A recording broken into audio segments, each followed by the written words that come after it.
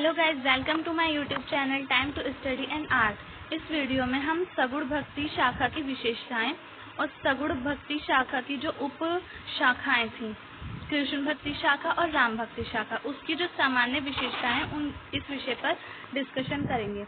ये मैंने इस तरीके से माइंड मैप बना रखा है, तो अगर आप लोग भी चाहते हैं तो ऐसे ही माइंड मैप बना लीजिए। वो मैंने चैप्टर में जो है उसकी एक्सप्लेशन नहीं करी है, अभी मैंने उसके मेन पॉइंट्स निकाल लिए हैं और उसको इस तरीके से माइंड मैप बना लिया है। तो आप भी अगर चाहें तो ऐसा कर सकते हैं, आपको इजी पड़ेगा। तो चलिए शुरू करते हैं। सगुण भक्ति शाखा की विशेषताएं।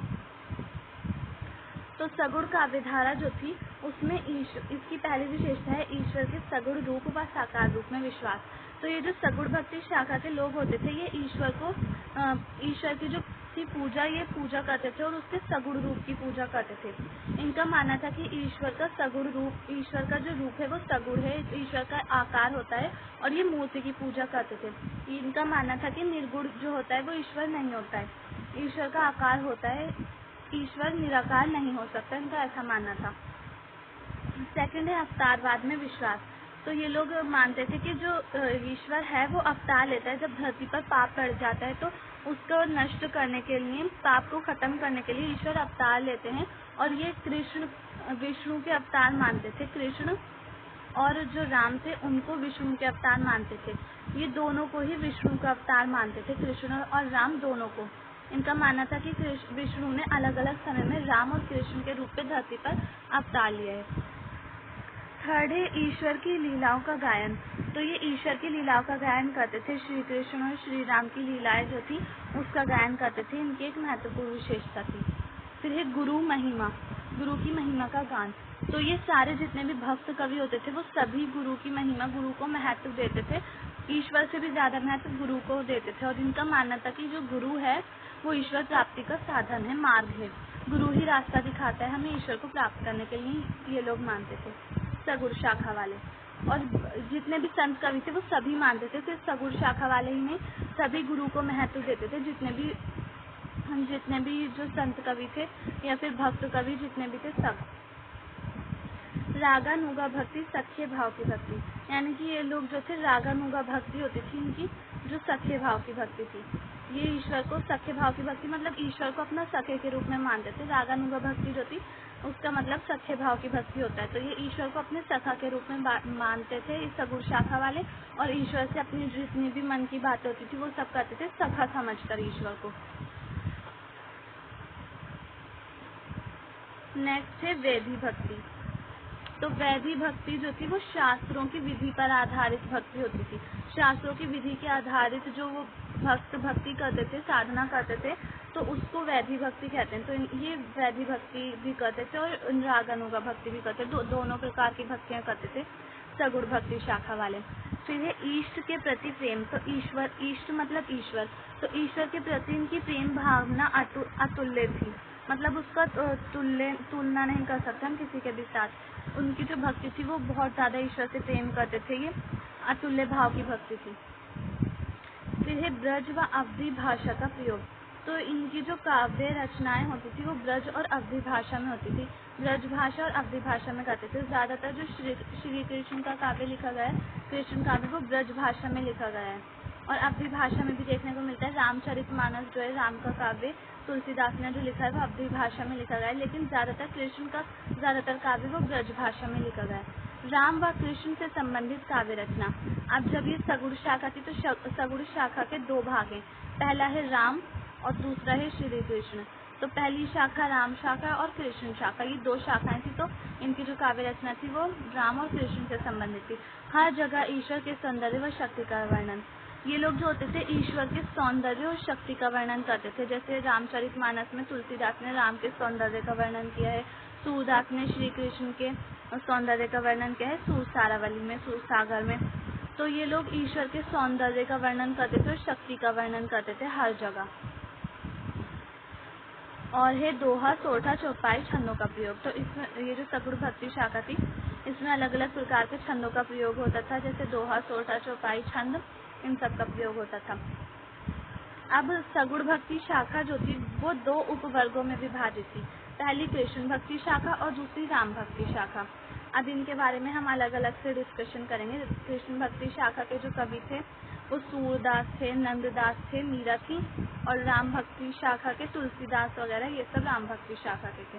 तो चलिए पहले कृष्ण भक्ति शाखा पे डिस्कशन करते हैं। कृष्ण भक्ति शाखा की विशेषताएं। तो इसकी पहली विशेषता यही है सगुण कृष्ण की उपासना। ये लोग ईश्वर के ये लोग कृष्ण के सगुण रूप की उपासना करते थे, सगुण रूप को पूजते थे, ये लोग ईश्वर की मूर्ति की पूजा करते थे। दूसरा, राधा कृष्ण की लीलाओं का गायन। तो ये लोग जो थे कृष्ण भक्ति शाखा वाले राधा कृष्ण की लीलाओं का गायन करते थे, राधा कृष्ण के प्रेम से संबंधित भी रचनाएं करते थे और इनकी लीलाओं का गायन करते थे। गुरु की महिमा वही है, गुरु को महत्व देते थे ये लोग। फोर्थ है अवतारवाद पर बल। तो ये लोग कृष्ण को विष्णु का अवतार मानते थे, विष्णु का अवतार। तो इसलिए अवतारवाद पर बल देते थे। ये कहते थे कृष्ण जो है वो विष्णु के अवतार हैं, विष्णु जी ने अवतार लिया है कृष्ण के रूप में, ये लोग ऐसा मानते थे। सखा एवं दास भाव की भक्ति। तो ये लोग जो होते थे कृष्ण शाखा वाले, ये इनकी भक्ति सखा भाव की और दास्य भाव की होती थी। सखा भाव जो सूरदास है उनकी जो भक्ति सखा भाव और दास्य भाव दोनों तरह की भक्ति देखने को मिलती है उनके काव्य में। सखा भाव की भक्ति यानी कि कृष्ण को अपना सखा मानते थे, दोस्त मानते थे, मित्र मानते थे और फिर उनसे अपने मन की हर बात कहते थे। और दूसरी है दास भाव की भक्ति, यानी कि कृष्ण को अपना स्वामी मानते थे, स्वयं को दास मानते थे और अपना संबंध स्थापित करते थे ईश्वर से, यानी कि कृष्ण से। माधुर्य भाव की भक्ति। माधुर्य भाव की भक्ति में श्री कृष्ण और राधा जो थी उनकी आ जाती है। तो उनके प्रेम से संबंधित भक्ति माधुर्य भाव की भक्ति में आती है, राधा कृष्ण के प्रेम से संबंधित भक्ति। नेक्स्ट है ब्रज भाषा का प्रयोग। जो मैंने अभी बताया कृष्ण काव्य ज्यादातर ब्रज भाषा में ही लिखा गया है, तो कृष्ण काव्य में ब्रज भाषा का प्रयोग हुआ है ज्यादातर। वात्सल्य रस का प्रयोग। वात्सल्य रस, इसमें माता और पुत्र के संबंध को दिखाया जाता है। वात्सल्य जो होता है इसमें प्रेम होता है माता और पुत्र का, माता ईश्वर की माता और उसके पुत्र का संबंध। कबीर की भक्ति भी वात्सल्य भाव की भक्ति है, से संबंधित भक्ति है। कबीर ने स्वयं को जो है ईश्वर का पुत्र माना है और ईश्वर को अपना पिता माना है। ऐसे ही यहाँ पे श्री कृष्ण जो थे और उनकी जो माता थी देवकी और यशोदा, तो उनकी जो भावनाएं थी वो इस प्रकार की भक्ति में आती है, वात्सल्य भाव की भक्ति में। यह मुक्तक पद शैली।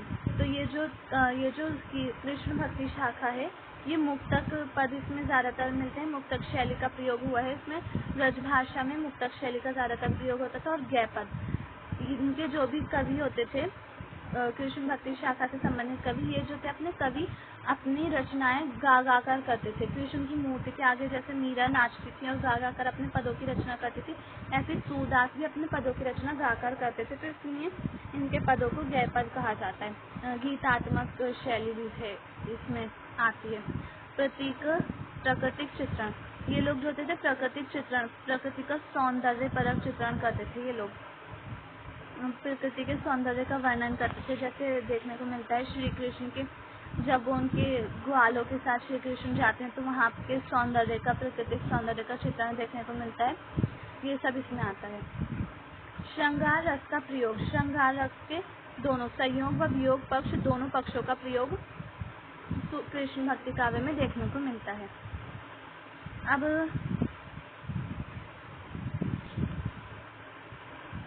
अब सेकंड काव्य धारा है इसकी राम भक्ति शाखा।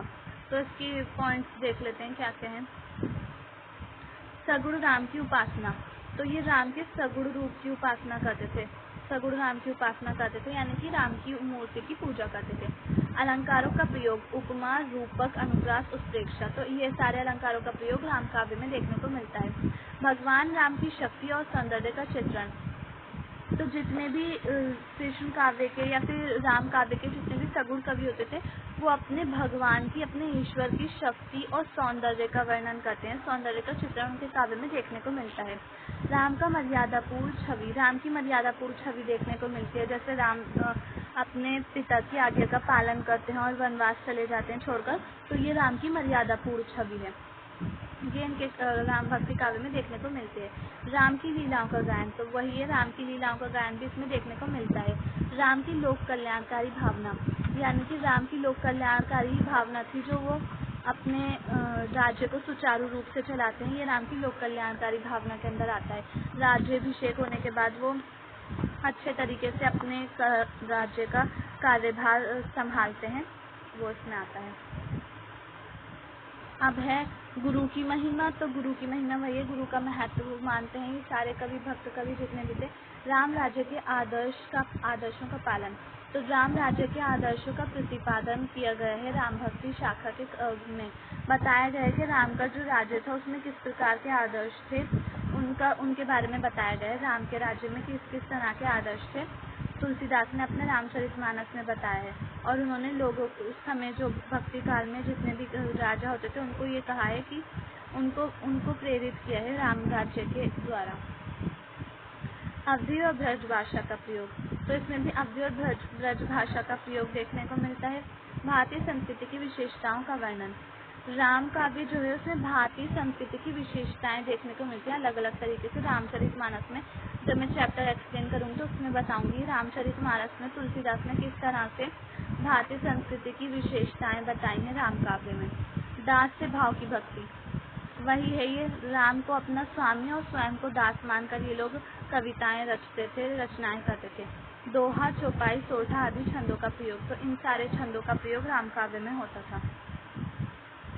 प्रबंध काव्य रूप का प्रयोग, प्रबंध काव्य यानी कि जो कथा को लेकर काव्य रचा जाता है उसको प्रबंध काव्य कहते हैं। जिसको ये महाभारत और श्रीमद् भागवत से लिया गया काव्य रचते थे ये लोग, उसकी कथाओं से काव्य लेते थे, तो इसलिए प्रबंध काव्य। रामचरितमानस जो है वह प्रबंध काव्य और राम काव्य में प्रबंध काव्य का प्रयोग देखने को मिलता है राम शाखा में। पात्रों का स्वाभाविक चित्रण, इसमें पात्रों का स्वाभाविक चित्रण हो जाता है। धर्म, जाति, भाषा का समन्वय, तो इसमें धर्म, जाति और भाषा का समन्वय भी देखने को मिलता है, राम के राज्य में देखने को मिलता है ऐसा। समस्त रसों का वर्णन, इसमें हर प्रकार के रस जो है, शांत रस, श्रृंगार रस, करुण रस, हास्य रस, भयानक रस, रौद्र और वीर रस राम के काव्य में देखने को मिलता है। भयानक रस में करुण रस में जब राम, कृष्ण और सीता जाते हैं वनवास के लिए तो लक्ष्मण भी उनके साथ तैयार हो जाते हैं जाने के लिए, ये करुण रस में आता है। और राम के और सीता के जो प्रेम है वो श्रृंगार रस में आता है। रौद्र रस में आता है जब भीष्म जाते हैं राम को लेने के लिए और भीष्म जब जाते हैं राम को लेने के लिए तो लक्ष्मण उनको गुस्से में आकर मना कर देते हैं और वापस लौटा देते हैं, तो ये रौद्र रस है। वीर रस यहाँ पे